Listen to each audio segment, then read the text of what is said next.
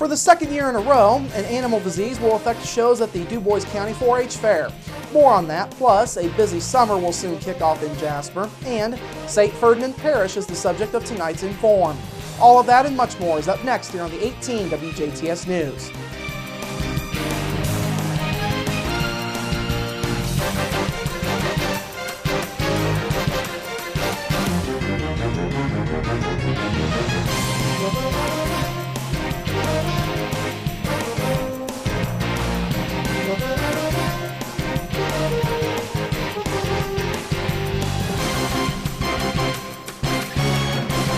Hello, I'm Bradford Raths. We begin with local authorities solving a trio of recent burglaries, arresting 4 people in the process, with another suspect still at large. This morning, Jasper police took 19-year-old Gina Kiefner into custody on a level 4 felony count for burglary and a level 6 felony count of theft. Her arrest is in connection with a Friday burglary that occurred at a residence in the 600 block of Genevieve Avenue in Jasper, along with a pair of burglaries in the Ireland area Monday evening. Now, authorities say on Friday, Kiefner's red 4-door passenger car was seen driving past the Jasper residence. At that point, witnesses say the vehicle stopped and 2 young men got out and broke into the house, taking an undisclosed sum of money before leaving the scene. Then on Monday, DuBois County Sheriff's deputies were called to a pair of burglaries along County Road 550 West in Ireland. Deputies say nothing was taken from the first residence, but the second home reported a large amount of cash missing from a safe. That resident also had several other items, including a 1999 Ford pickup truck stolen. Police say the truck was later found empty off of a country road in Pike County. Deputies soon identified Kiefner along with 18-year-old Kyle Peckinpah of Jasper, a 17-year-old male, a 17-year-old female, and Sevion Frey as people of interest. Kiefner and the 17-year-old female were found by Jasper police at the Jasper Walmart on Tuesday. They were taken to JPD headquarters for questioning and were arrested this morning.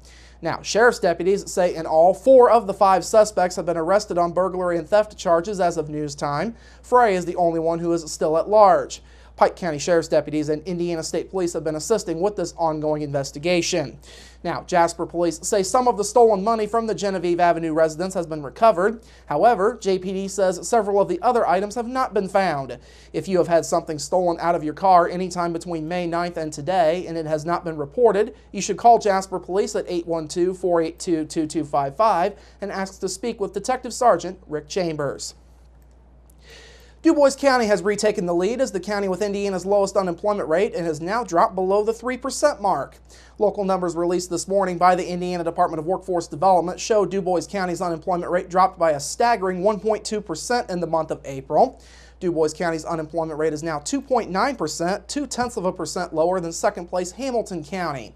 Among other counties, Davies County tied for third lowest in the state at 3.3%.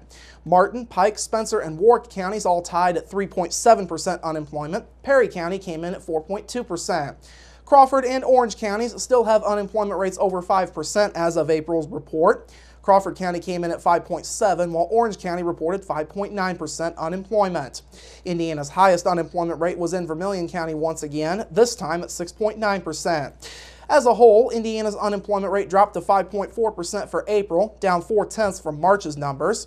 The state saw more than 10,000 new jobs created in the private sector, led by gains in the trade, transportation and utilities, professional and business services, and construction sectors.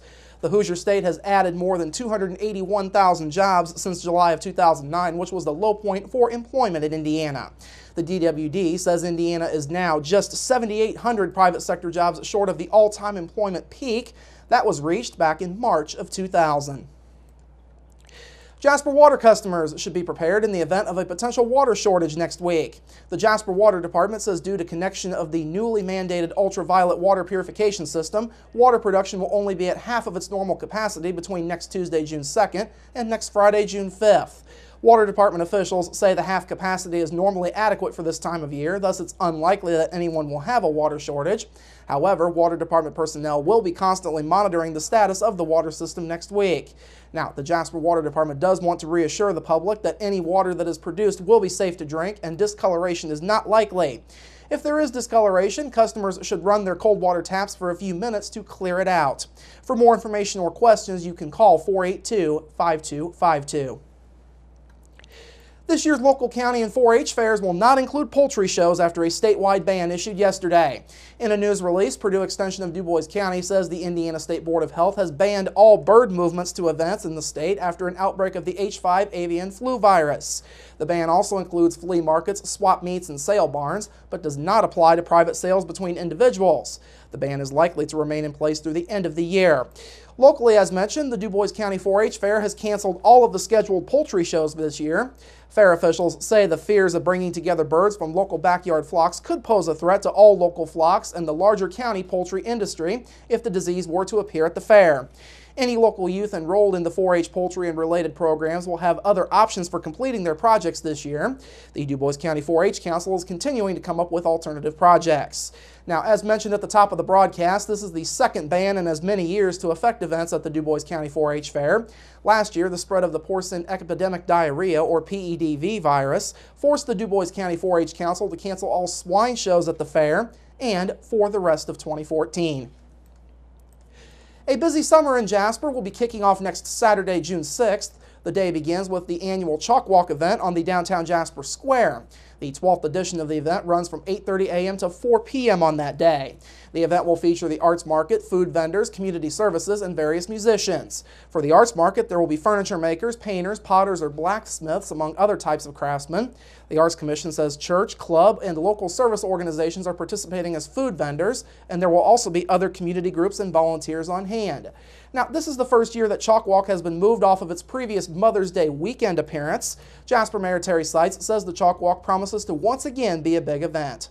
We'll have several hundred basically young artists of any age that will be taking a panel of sidewalk throughout the Courthouse Square downtown area of Jasper and be doing their own designs in there. We have booths related to that. A lot of people come down and see the results of the arts afterward. A lot of times they like to watch it while it's going on. So roughly 10 o'clock till 2 or 3 that day. It's a grand event from our arts department, which is, by the way, again, as we talked about, is celebrating its 40th anniversary this year. For more information, you can call the Jasper Arts Department at 812-482-3070. Local educators are suggesting internships as a way to help fill Indiana's skills gap in the workplace. Educators say the next generation of workers will need more training than before as the state looks to fill somewhere around 1 million jobs within the next decade. Forest Park High School Principal Jim Mailing says though some high school students are now doing internships to get a head start on their job skills training, there will need to be a long-term change in approach. My own thoughts on that is that we really have to find ways, especially in the summertime, to do these internships. I think that's the secret to having true internships. As we currently have them in schools, we're probably more of job shadowing than we are actually being interns, but there's a lot of value to just the job shadowing also. So I don't want to boo-hoo that piece of it, but if we really want to make them true internships, I think we're going to have to get those things pushed out into the summertime with employers.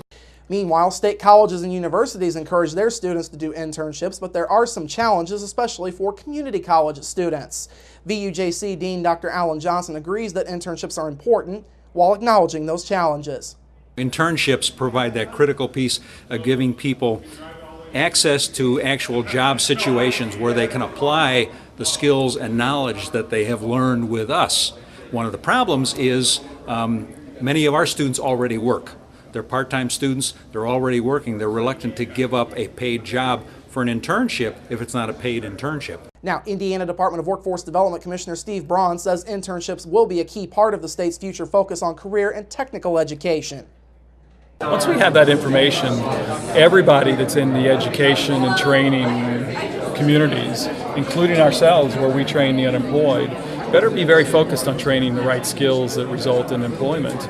Braun says the DWD received an additional $50 million in the state's newest budget. He says that will allow his agency to reach out to businesses and organizations like Radius Indiana to find ways to close the skills gap. And finally tonight, Vincennes University will soon be searching for new system-wide leadership.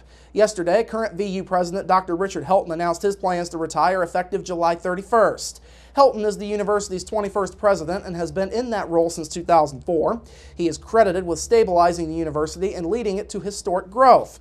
As of this past fall, there were more than 19,000 students enrolled in the VU system, a growing trend that officials say has happened within the last 8 years. In a news release, Helton says he and his wife Cindy will be moving to Cleveland, Ohio to support their daughter and her family. A native of Otwell, Helton has been in public education for 47 years, including the last 11 at VU. He previously served as superintendent for the Avon Community School Corporation from 1990 to 2004 and in the Milan Community School Corporation between 1985 and 1990. All right, coming up after the break, weekend rain chances, and Bill Potter gets an early Sunday school lesson on Inform. We're back after this.